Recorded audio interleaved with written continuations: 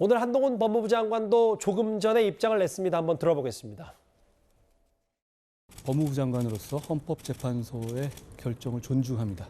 위법이지만 유효하다는 결론에 공감하기는 어렵습니다. 5분의 그 취지는 앞으로도 계속 이런 식으로 회기 쪼개기, 위장탈당 입법을 해도 괜찮은 것처럼 들리기 때문입니다. 그러나 4분의 재판관들이 위헌성을 인정해서 저희 의견대로 검수안박법의 효력을 전적으로 부정한 점을 의미 있게 생각합니다. 저희가 이번 헌법소송을 제기한 것은요, 검사의 권한을 확인하기 위해서가 아니라 국민의 권익 침해를 막기 위한 것이었다는 말씀을 드리겠습니다. 한 장관이 법무부 청사 앞에서 저렇게 얘기를 했어요. 존중은 하지만 공감은 어렵고 앞으로도 이렇게 회기 쪼개기, 위장탈당 입법해도 괜찮은가, 혹은 국민의 이런 저런 이익을 침해하는 거에 대해서는 여전히 부당하다는 생각을 갖고 있네요.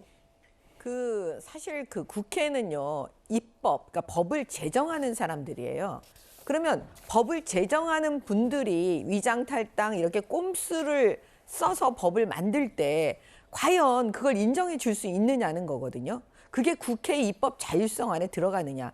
제가 볼 때는 일단 그 대원칙에 맞지 않습니다. 그러면 앞으로 그 형법에 대해서 아까 제가 말씀드렸지만 명의되어 처벌 못 하거든요. 그래서 아마 그 한동훈 장관도 비슷한 얘기를 지금 하고 있는 건데요.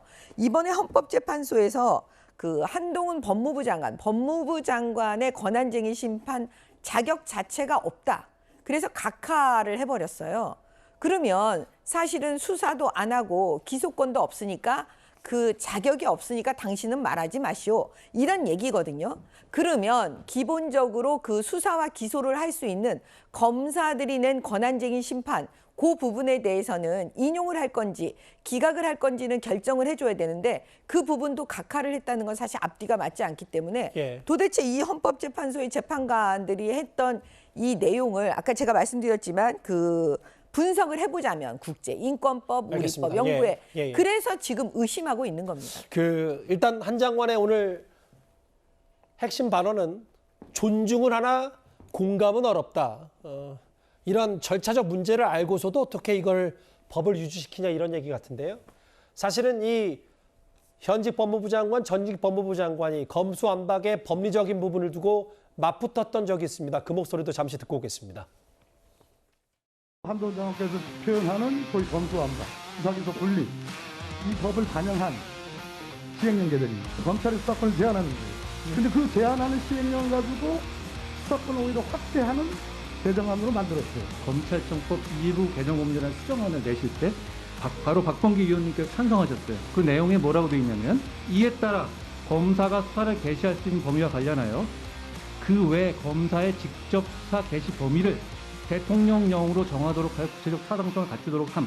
저는 의원님께서 찬성하신 내용대로 국민을 범죄로부터 보호하기 위해서 최소 필요한 내용의 시행령을 만든 것이라는 점을 말씀드리겠습니다. 그리고 진짜 꼼수라면 위장탈당이라든가 회기 쪼개기 같은 그런 게 꼼수 아니겠습니까? 당시에도 저런 공방이 있었는데 김준일 에디터님 근데 이제 검수완박 이후에 대통령 시행령으로 어느 정도 검수 원복이 됐다.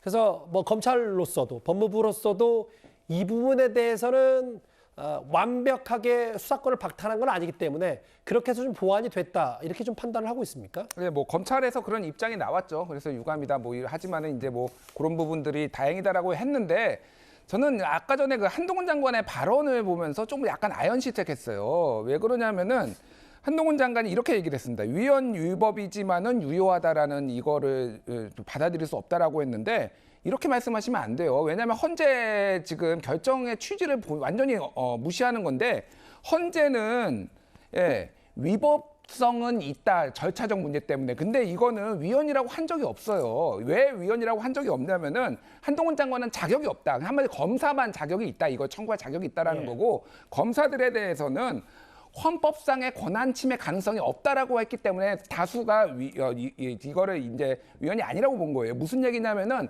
한마디로 얘기하면은 그동안 법무부하고 검사들이 주장한 거는 헌법상의 영장 청구권의 권한이 있으니까 이게 수사권도 들어가고 소추권도 들어간다라고 한 건데 예. 그 영장 청구권 자체가 수사권, 소추권하고 아무런 관련이 없다라는 거예요, 지금.